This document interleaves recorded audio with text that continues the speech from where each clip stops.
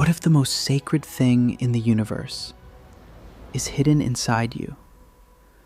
Not above you, not far away in some unreachable heaven, not locked inside a temple, a scripture, or a secret order, but here, behind your thoughts, behind your fear, behind your name, behind the person you were taught to be. What if the deepest part of you was never broken, only buried? Across the mystical traditions of the world, there is a strange and beautiful idea that the human being is not merely flesh, not merely personality, not merely memory, desire, trauma, ambition, and survival.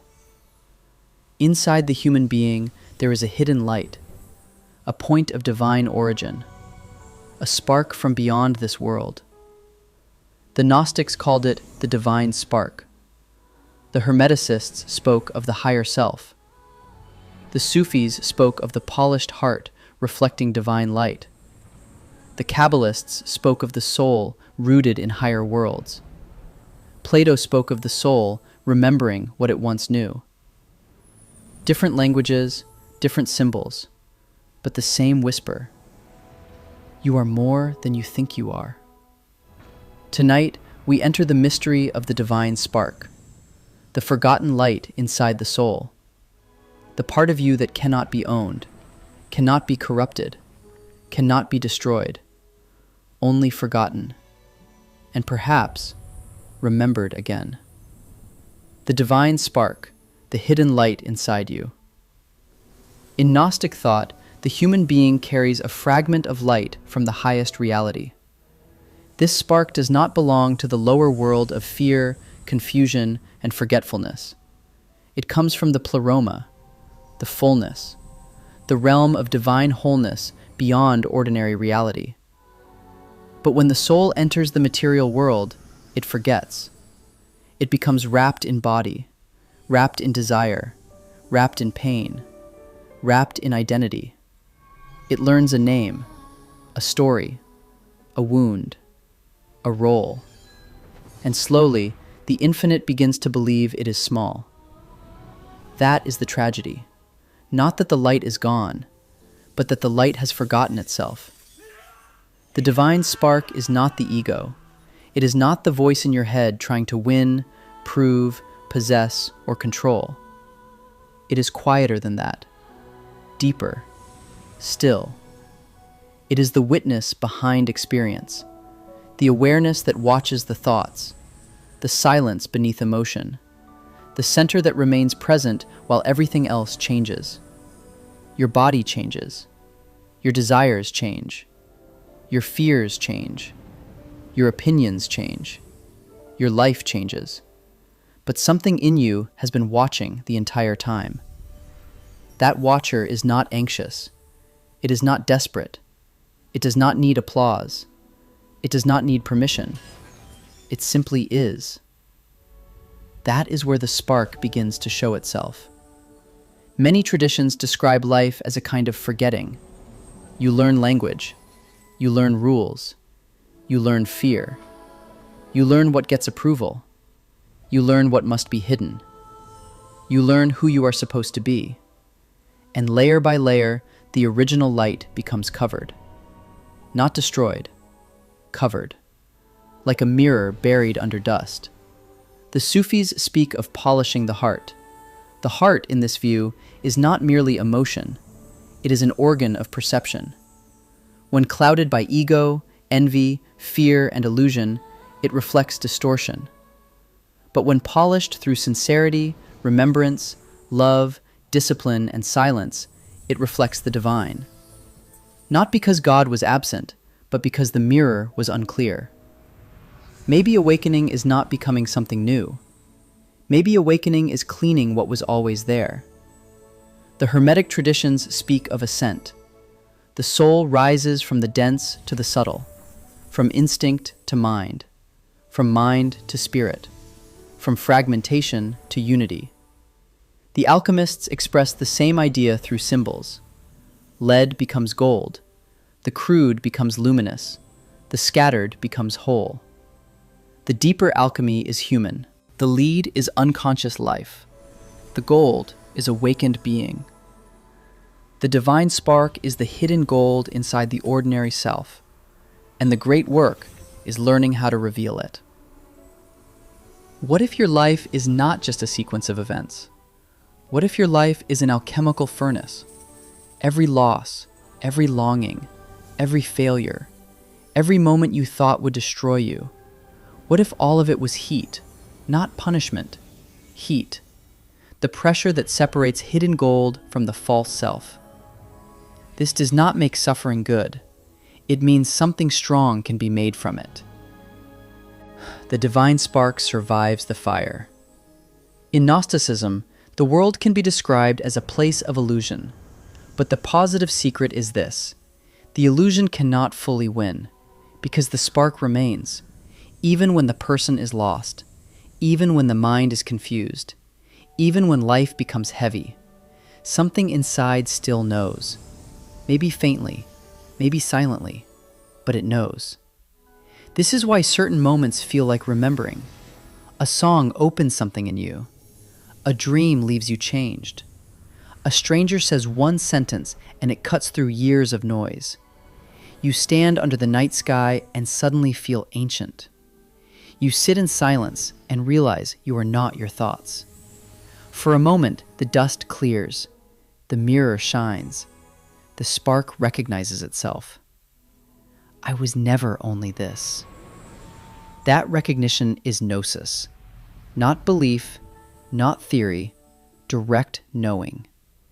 It does not always arrive as thunder. Sometimes it arrives as peace, a quiet certainty, a soft inner yes, a feeling that something true has been touched. The divine spark does not need to shout because truth does not panic. It waits for the mind to become quiet enough to hear it. This is why silence matters. A noisy person can forget the soul for a lifetime. A distracted person can live on the surface forever. But silence opens the hidden room. In silence, the masks loosen. The false voices lose strength. The nervous system exhales. And beneath the performance of self, something deeper appears. Not dramatic, not theatrical, just real. There you are. Not the constructed self, not the wounded self, not the impressive self, not the frightened self, the witnessing self, the luminous center, the quiet flame, the divine spark. But there is a danger in this teaching. The idea that you carry divine light can become ego if misunderstood. The ego hears divine spark and says, I am special, I am chosen, I am above others. But the spark does not create superiority. It creates recognition. If the same light lives in you, then it may also live in the stranger, the enemy, the broken, the forgotten, the person you judged too quickly. The divine spark is not a crown placed on one head. It is a hidden sun behind many faces. To see it in yourself is awakening. To see it in others is wisdom. This is where the teaching becomes powerful. Because if you are only personality, then life is a battle of masks. My identity against yours. My pain against yours. My status against yours.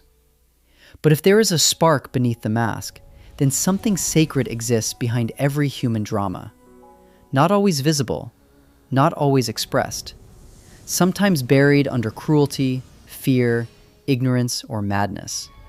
But still, somewhere beneath the ruins, there is light. The mystic path is learning to live from that light more often. Not perfectly, not as a saint, not as an escape from the world, but as a practice. When fear rises, remember the spark. When anger wants to own you, remember the spark. When desire becomes a chain, remember the spark. When shame says you are only your worst moment, remember the spark. Because remembrance changes everything. The person who remembers is harder to control, harder to humiliate, harder to hypnotize, harder to reduce. They still feel pain. They still face loss. They still live in the same world. But something has shifted. They no longer believe the surface is the whole story. This is why awakening is so often described as light, illumination, enlightenment, radiance, the dawn, the inner sun. When consciousness recognizes itself, it feels like light entering a dark room. Not from outside, from within. The room was never empty. The lamp was covered. The path is not about importing light into the soul. It is about removing what blocks it. False identity, mechanical reaction, old fear, inherited shame, noise, bitterness, the belief that you are only what happened to you. Layer by layer, the covering thins, and the spark becomes visible. At first, only for moments, then for longer. Then it begins to guide, not through force, through attraction. You begin to choose what strengthens the light. You avoid what buries it. You recognize the difference between stimulation and nourishment, between noise and signal, between performance and presence. This is how the soul returns to itself. There is a beautiful paradox here. The divine spark is already complete, and yet you must uncover it. It is already present, and yet you must remember it. It cannot be destroyed, and yet it can be ignored for an entire lifetime. That is why the mystic path is both simple and difficult. Simple because the truth is near. Difficult because the false self is loud. Simple because the light is inside. Difficult because the world teaches you to look elsewhere. But the invitation remains. Turn inward. Become still. Watch the watcher. Polish the heart. Refine the lead. Remember the gold. The divine spark does not need to be created. It only needs to be remembered. So what are you, really? A body? Yes. A story? Partly. A personality? For now. A collection of wounds, dreams, habits, fears, and desires? On the surface. But beneath all of that, the mystics say there is something else. A witness, a flame, a hidden sun, a fragment of the eternal, the light behind the thought, the awareness behind the name, the gold inside the clay. And once you glimpse it, even briefly, life begins to change. Because you can no longer fully believe the lie that you are only small. You are not only the mask. You are the one looking through it. You are not only the wound. You are the light that survived it. You are not only a creature of the world. You are a spark from beyond it. And perhaps the whole path is this: to remember the light, to live from it, to recognize it in others, and to let it turn the ordinary world into something sacred. Have you ever felt the spark? A moment of clarity? A dream? A silence? A song? Or a sudden knowing that reminded you who you really are? Share it in the comments. And subscribe to Mystic Pathways, because the visible world is only the surface, and the deepest light may be waiting within.